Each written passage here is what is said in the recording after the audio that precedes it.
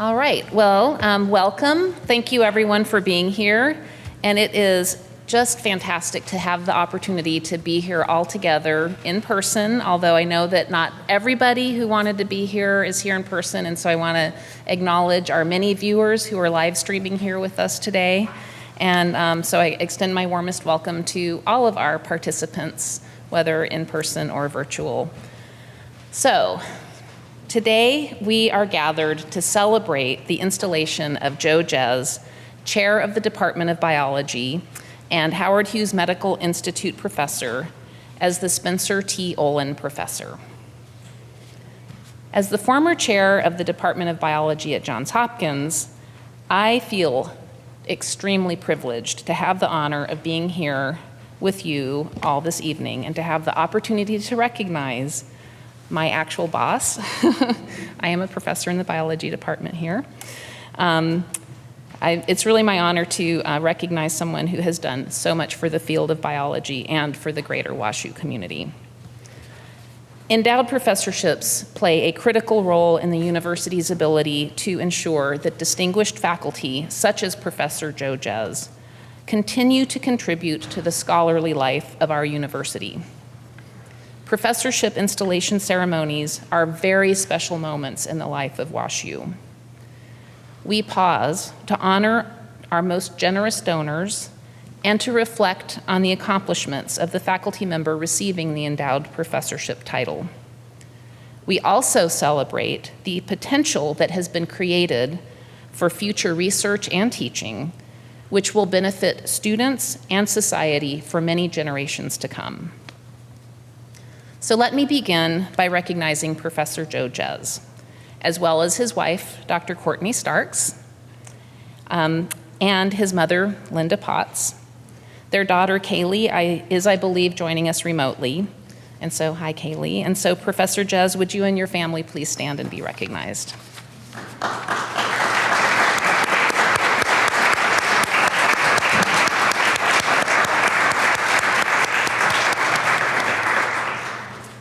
Professor Jez is being installed today as the Spencer T. Olin Professor of Biology, Arts and Sciences. This professorship was created in 1996 with a generous bequest from the Spencer Truman Olin, who was a longtime trustee of Washington University.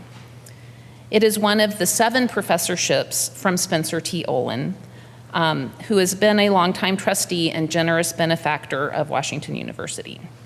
Spencer T. Olin supported faculty in the natural sciences in both mathematics and biology, as well as in engineering and in medicine.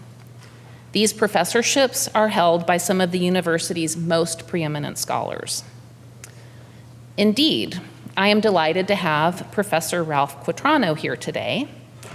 He formerly held this professorship and is now the Spencer T. Olin Professor Emeritus of Biology. Professor Quatrano chaired biology until 2008. At that time, he was then appointed as the interim Dean of Arts and Sciences, and then became Dean of the McKelvey School of Engineering and Applied Science from 2010 to 2015. So very pleased to have you here with us today, Professor Quatrano.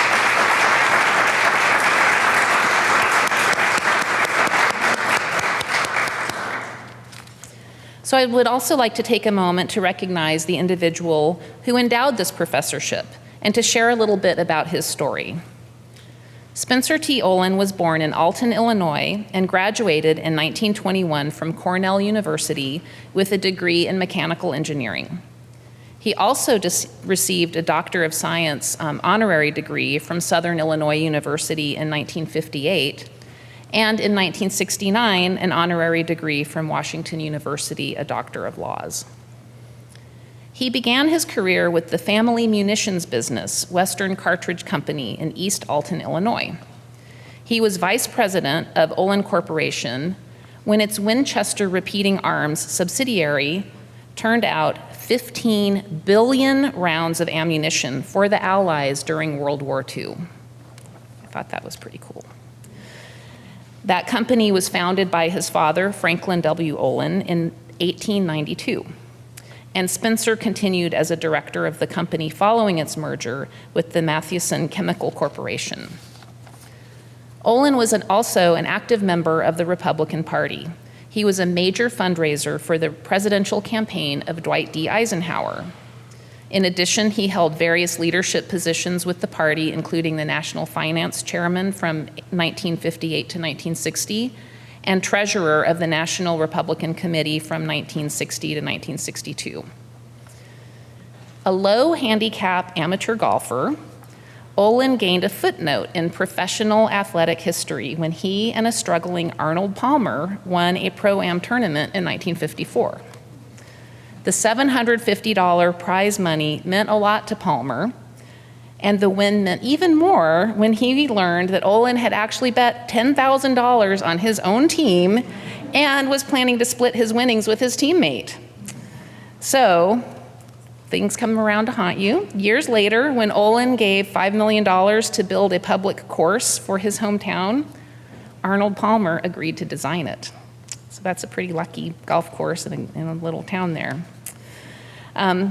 Spencer's wife, Ann Whitney Olin, was heavily involved in educational philanthropy, and the Ann Whitney Olin Women's Building is named in her honor.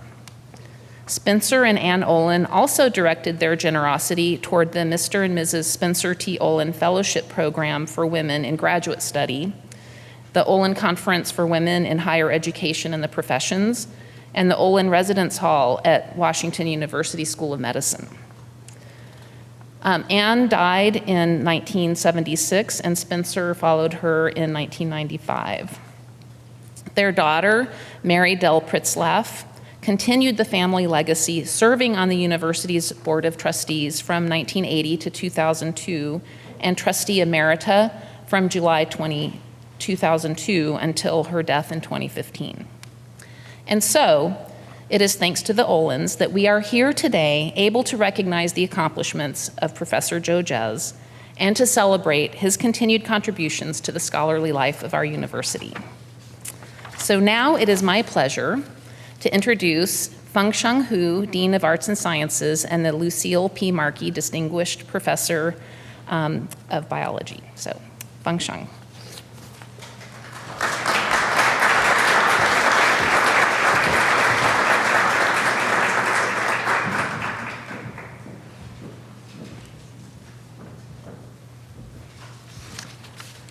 Thank you, Provost Wenland. Good afternoon, and thank you all for joining us to celebrate this wonderful occasion. As Provost Wenland just said, endowed professorships reflect all that we value most in academia: stellar faculty, their groundbreaking contributions, supportive family and friends and colleagues, as well as visionary and generous alumni and donors. Installations provide an opportunity for all of us to step back from our daily work to acknowledge our outstanding academic community in arts and sciences. And we have had a tremendous year. In August last year, we welcomed the largest and most diverse undergraduate class to our school. And we added 35 exceptional new faculty members to our ranks. We also completed an ambitious strategic plan that will pave the way for arts and sciences to advance our research and educational mission throughout the next decade and beyond. Recruiting and retaining outstanding faculty members is absolutely essential to advancing arts and sciences, and endowed professorships play a vital role because they allow us to honor some of our best, some of our visionary scholars and educators. And this brings me to the reason we've gathered today. It's my pleasure to introduce Dr. Joe Jez and to celebrate his professorship installation today. Joe plays many critical roles in arts and sciences. He chairs the Department of Biology, provides valued mentorship to his students, directs the Biotech Explorers Pathway, one of our most successful ampersand programs, and on top of these responsibilities, He is a highly cited and influential scholar who leads an ambitious research program. Since 2002, approximately 100 postdocs, graduate students, and undergraduates have contributed to discoveries from his research group, and his students often say Joe's mentorship has played a key role throughout their successful careers. And here are just a few quotes from students who have worked with Joe over the years. Joe taught me a lot about respecting the data and not letting my opinions influence my interpretation of the data. Dr. Jazz never closes his office door. Whenever we want to talk to him, we just walk into his office. And he doesn't criticize our mistakes. He always says, it's a good learning experience. It sounds familiar to me. I feel empowered to take on high-profile endeavors by my mentor, Joe Jazz, as well as my experiences in his courses. So those are just a few of many, many glowing comments from Joe's former students. So not surprisingly, in 2014, Joe was one of the only 15 professors nationwide to receive a $1 million grant from the Howard Hughes Medical Institute. So Joe is a HHMI professor. He used part of the grant to launch Biotech Explorers Pathway, a 2-year program that introduces first-year students to the interconnections among science, medicine, technology, and business. Joe saw the opportunity to correct the compartmentalization that often happens early in undergraduate STEM education, and he stepped up to do something about it. Biotech Explorers is an excellent example of the convergence that we truly value in arts and sciences. The program highlights how scientific advances lead to real-world applications, and it engages student curiosity through team-based projects. In the Jazz Lab, his research group seeks to understand how environmental changes affect biochemical pathways in plants at the molecular, cellular, and organismal levels. His aim is to engineer these systems to address current agricultural and environmental challenges. Their studies combine structural biology, protein chemistry, and plant biology. As a highly regarded scholar in his fields, Professor Jazz has served in editorial roles for several eminent scientific journals, and his own work is widely recognized. Accolades he has received include a PK's Award from NSF, a Presidential Early Career Award for scientists and engineers, the Phytochemical Society of North America's Arthur Niche Young Investigator Award, a Fulbright Senior Specialist Award. And in 2018, he was named a Fellow of the American Association for the Advancement of Science. Joe, I look forward to your presentation in just a few minutes. I'm so pleased to recognize your impressive scholarship and your dedication to student learning with today's installation. Congratulations, Professor Jazz, Connie, and Linda, and Katie somewhere. Congratulations to all of you. Would you and Professor Wenlin please join me on the podium?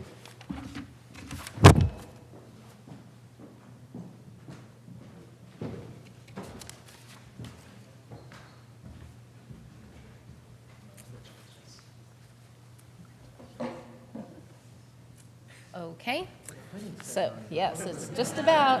So, Professor Jez, we present you with this medallion as a symbol of your appointment. The front reads Spencer T. Olin Professorship in Biology, Arts and Sciences, and engraved on the back, Joseph M. Jez, PhD, April 4th, 2022.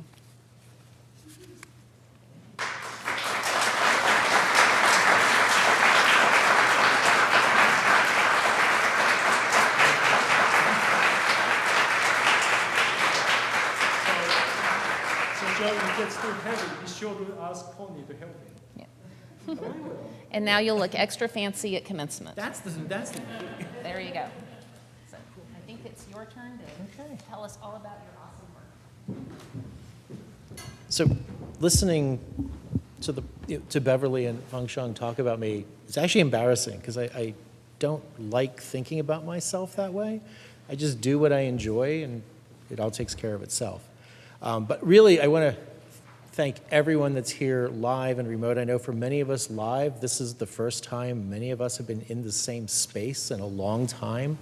And I think, waiting 2 years to do this, not a bad thing in some ways, right? I think this makes it that much more special to see everyone here in one place. So now we'll begin the lecture that you'll be graded on afterward.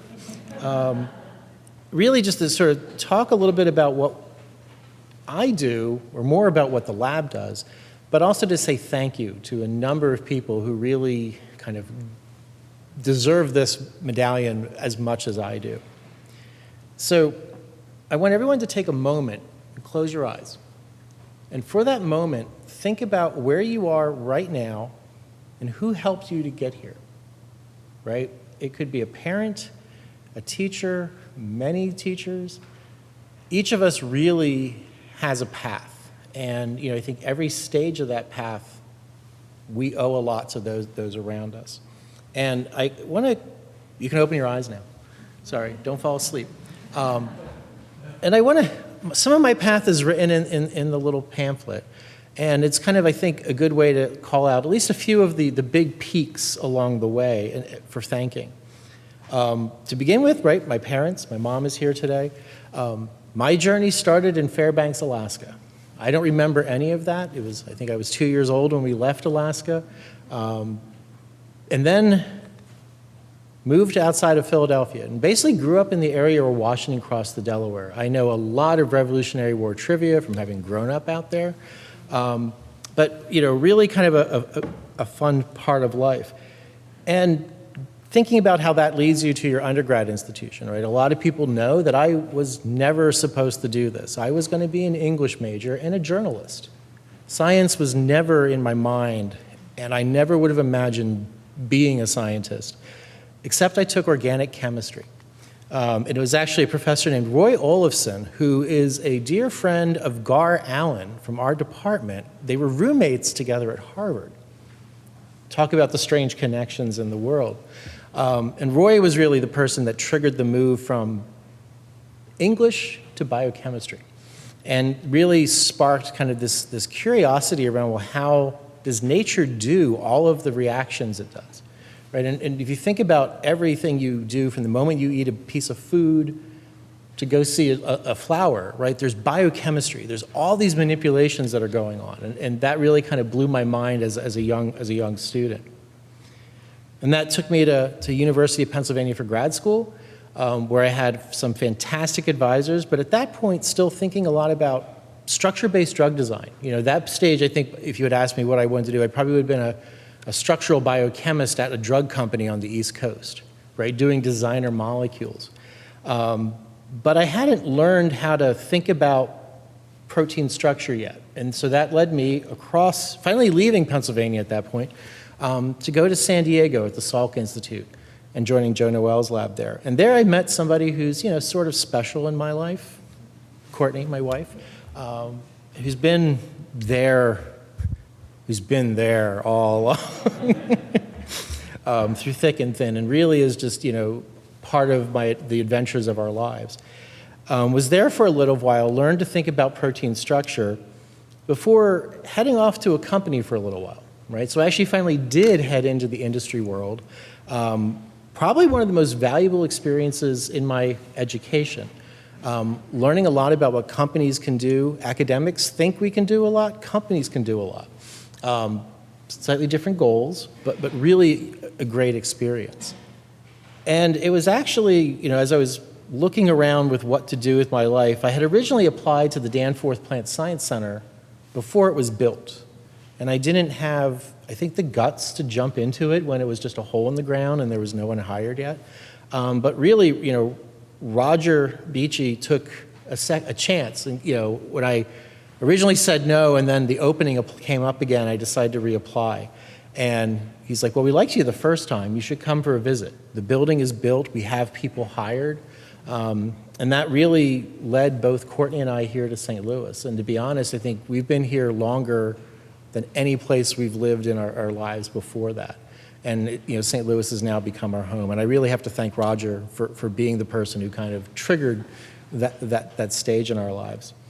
And then that kind of led to a period where it's like, well, I like doing the science, but I also miss teaching. And through a fortuitous series of events, Ralph Quatrano, and a search that led between chemistry and biology, actually moved me down the street to join the Washington University community. So Ralph was the outgoing chair. I remember it well. He's like, you have a week to sign because I'm no longer chair. Kathy Miller is going to take over the next day, and I become dean, and it has to be done really fast, and we did it. So that was fantastic.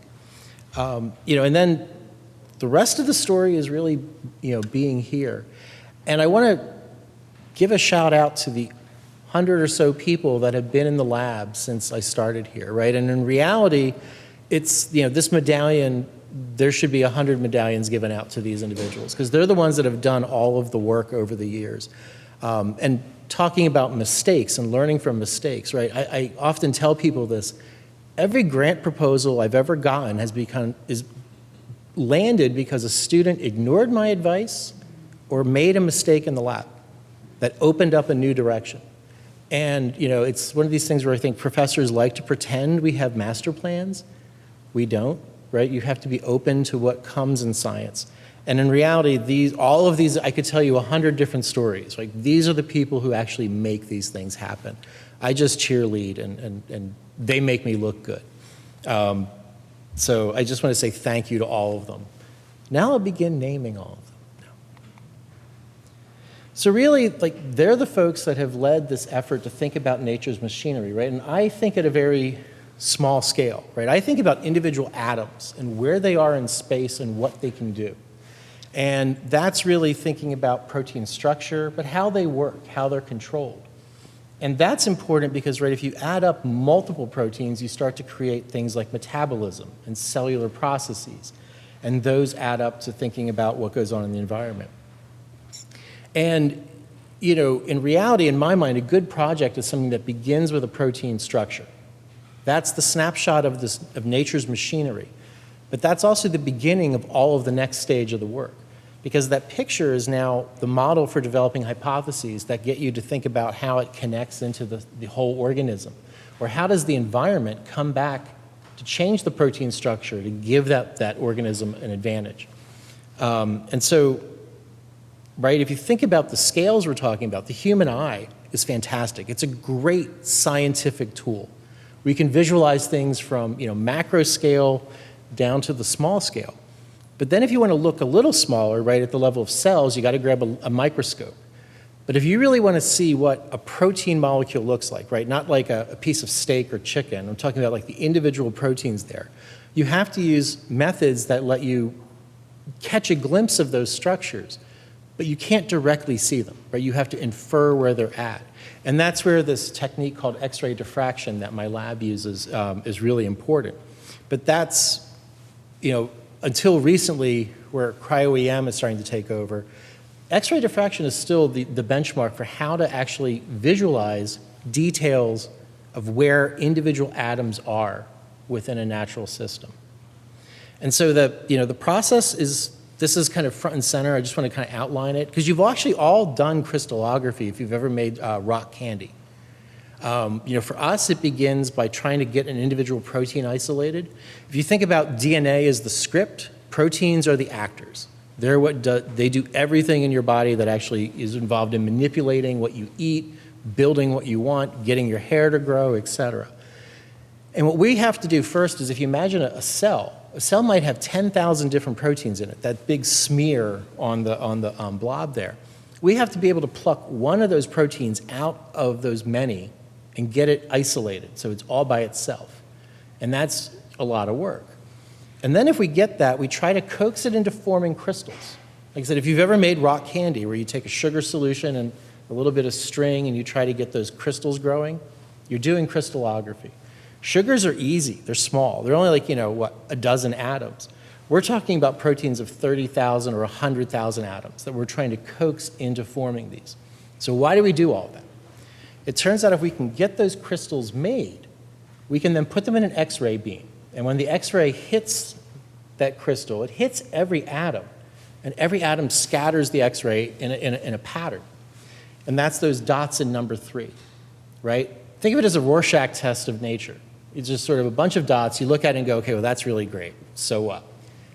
Every one of those dots, how bright it is, how dark it is, has information about where every atom back in that crystal is, right? So if I have a protein of 50,000 atoms, all of those atoms are contributing to every one of those spots. And now a lot of math happens in between, and we can actually back calculate a 3-dimensional map of where the atoms are and where the atoms aren't.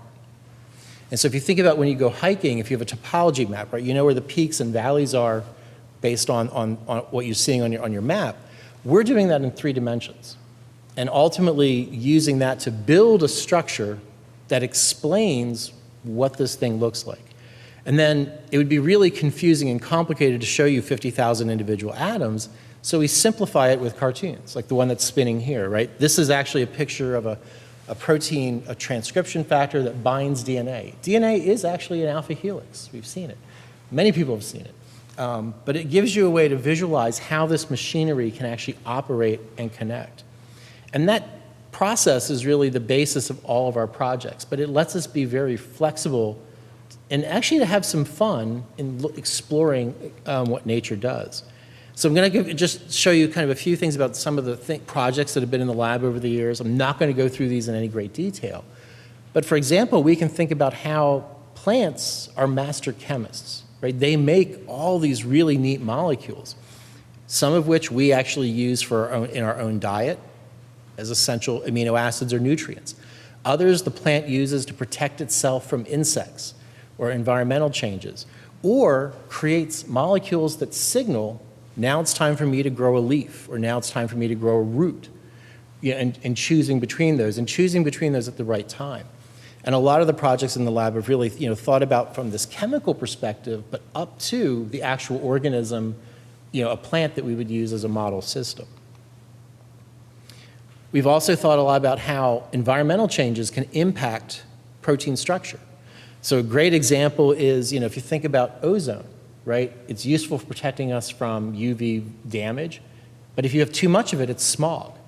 Put that smog on top of a crop in Illinois, it impacts how well soybean or corn will grow. And it turns out that environmental pollution actually will change the structure and function of many different proteins across plant metabolism. And we could actually figure out some of those, what is going on. Or we can start to also think about, kind of a classic approach from crystallography is if you know what the structure of a protein looks like, can you get molecules that target that? And we've had a lot of work thinking around antiparasitic compounds, where you're targeting different parasitic organisms of be it nematodes or things like Plasmodium.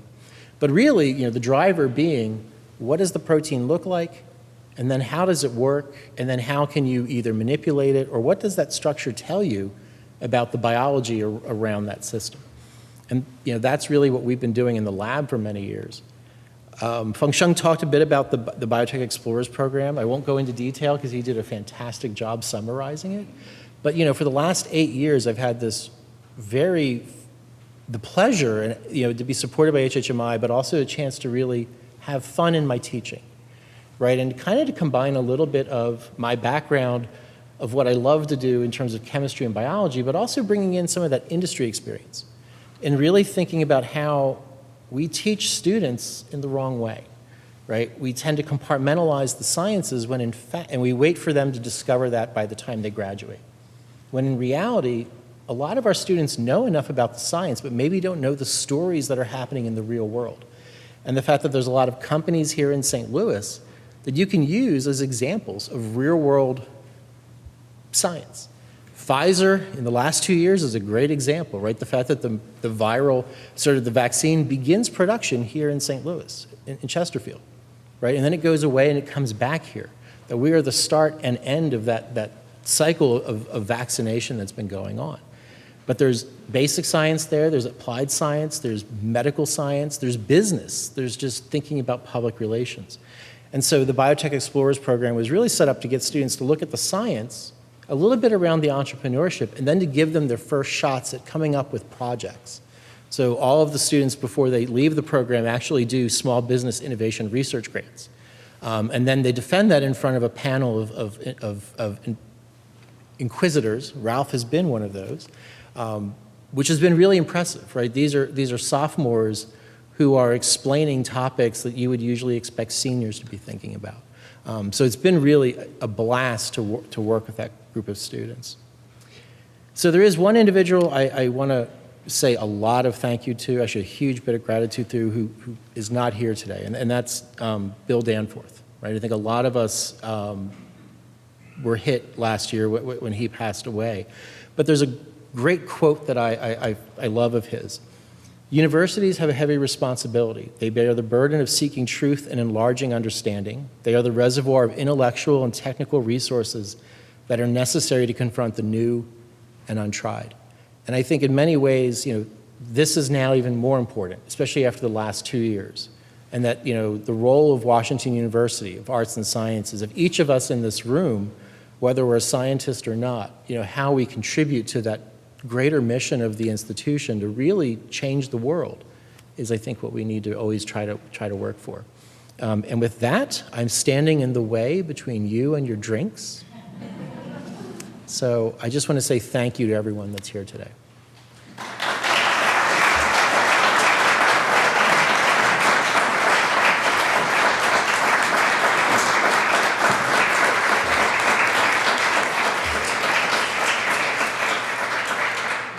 Thank you.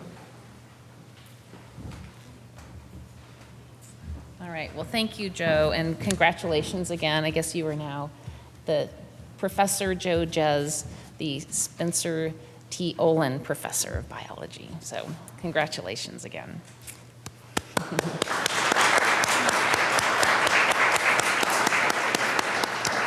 And I think that your first of all, what an amazing presentation and what an amazing impact you've had on so many students. And the work that you're doing and the way that you're able to help the students translate what they're learning in the classroom into the real world is becoming ever more important and of interest to our students as well. And so thank you for your leadership in that regard as well. Let me just also say thank you for moving from the Danforth Plant Science Center to Washington University and choosing us as your academic home. And you have made so many amazing contributions to our university through your scholarship, through your teaching, through your commitment and passion to the students, your leadership as a department chair and beyond. So I just want to thank you for all of the many contributions that you make. Each and every one of them is so important and serves as such a wonderful example. And so I think it's clear to me why you were selected for this professorship, and I'm so pleased. So I want to thank all of you who are here in person. I want to thank those of you who are live streaming with us today and wish you were here to share in the snacks that we're about to enjoy. But you're still part of our celebration, and so we're so grateful that you were able to join us. And so let's now move on to the reception, and we can all congratulate Joe ourselves individually. And congratulations again, and enjoy. Thank you.